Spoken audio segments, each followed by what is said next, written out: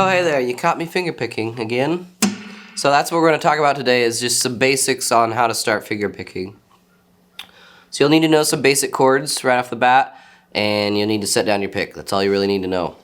So we're going to start with C, and we're going to start with what I call the kind of pincher method. So your thumb and your forefinger only for now. Later on, as you saw, I was using my middle finger, maybe even my ring finger sometimes. But we're going to just start with these two and advance from there as we get better and better at it. So as you're on your C chord, your C major, we need to start teaching our thumb to be on the root of chords when we finger pick. So the namesake of this chord, the root of C, is right here on the 3rd fret, 5th string. Okay? The other finger is going to be on the other C there. 1st fret on the 2nd string. So there you got those. Now there's a little pattern that you have to memorize that's pretty easy, and we're only going to talk about the C chord right now, or a 5th string root chord. So keep that in mind, just like with our bar chords, as we learned, there was 5th string roots and 6th string roots. Well, there's the same. There's 5th string roots with open chords, and there's 6th string roots. There's my root of G, there's my root of C. So back to where our fingers are, our thumb and our forefinger. We're gonna actually, for the first beat of this finger picking pattern, we're gonna play those together. Now there's another version where you could just start with just this thumb. We're gonna do both. Okay, and then we're going to move on to some of the other strings here. Together, my thumb transfers to the next string down, which is the D string. Then my pointer finger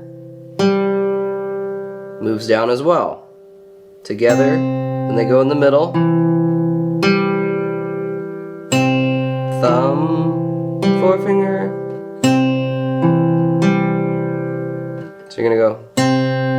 And the beat would be like ba, da, da.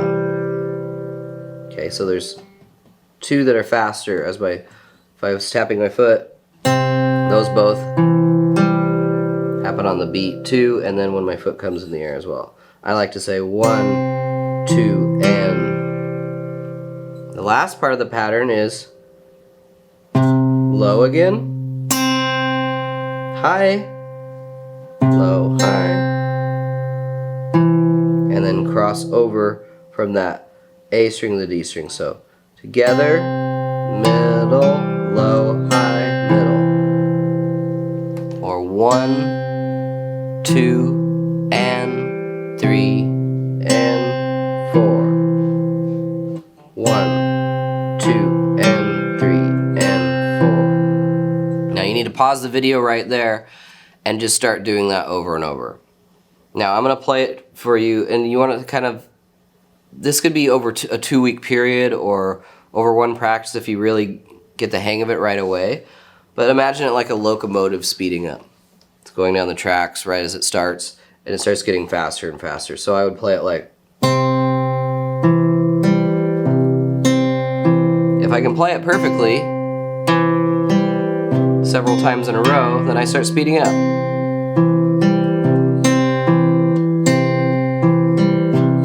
Now let's say a month down the road, you can imagine after a while doing that, and it starts to sound more country, folk, or even kind of like bluegrassy. This is called Travis picking, from what I understand. But what we've done is we've tricked our thumb into being like our own personal bass player. If I would have told you to do this, and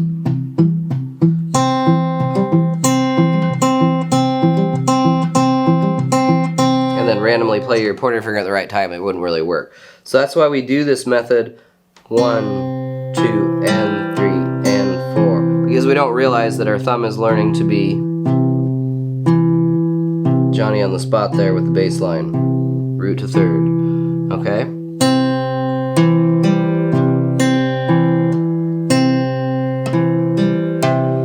let's say the next chord in my song happens to be a G.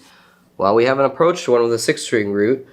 Does this whole, you know, pattern move down a set of strings? No, it doesn't. The only thing that happens is your thumb, instead of playing on the 5th string, plays on the 6th string now. But the pattern is the same, so keep that in mind. So I'm still have my pointer finger on the high B string there, the 2nd string. And really, you'll find in fingerpicking, you start to become really economical with your fingerings on these chords. If I'm going to play a G in this style of fingerpicking, I'm only going to push down that note because it's the only one that is actually being heard besides open strings. So watch. Together, cross over, still back to that same string I crossed over when I was on the C chord. Same one there. Low. So notice that's the same. Besides the 5th string being replaced with the 6th string.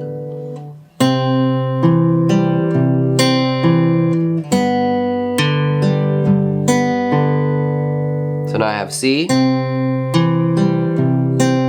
G with my one finger. Let's say this might sound familiar. The next chord of the song, A minor. Now, even though I'm not pushing one down on the 5th string, the root or the namesake is on the A string, the 5th string.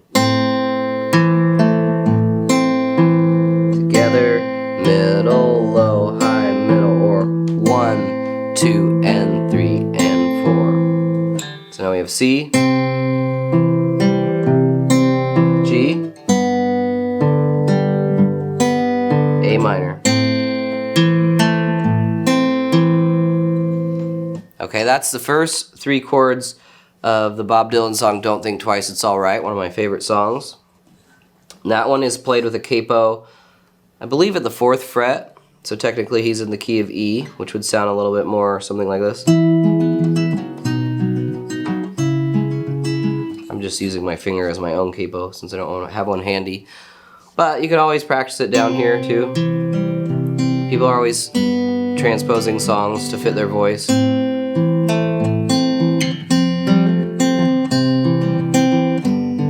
So that's what it sounds like when it's sped up.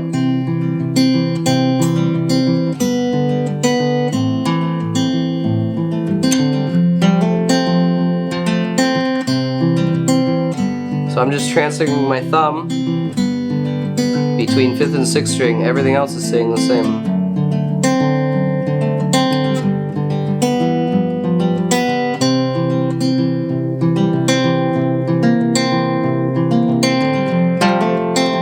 Slow down.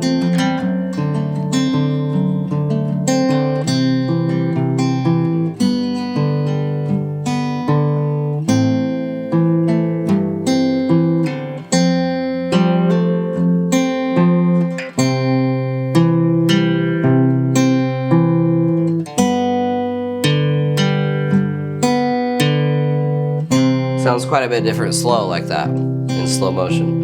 So don't get discouraged that it doesn't sound like the finger picking you're used to hearing, because a lot of times it's faster, you know, to get that kind of rolling kind of sound. Okay, but when you start out, you're gonna have to start really slow. Until that pattern, you can't play it wrong, okay? It's the muscle memory that you're trying to get out of that. And everything with finger picking is pretty much muscle memory. But you want to learn to do it the right way with the right fingers on the right beats, and that's the way I've taught you there. Now, later on we can advance to using more fingers, having more complex chords, or even some of that chord melody stuff that you saw me playing, you know, at the beginning.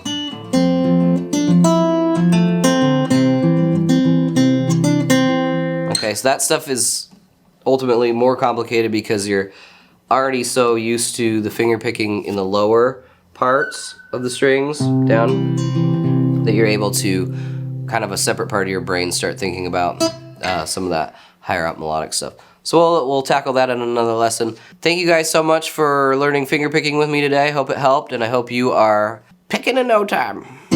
hold on, let me think about what I want to say. Thank you guys so much for watching. I hope you enjoyed learning about fingerpicking with me. Make sure to hit the notification bell and subscribe and tell your friends, and we'll see you every Friday right here. Same place, same time. Thank you guys.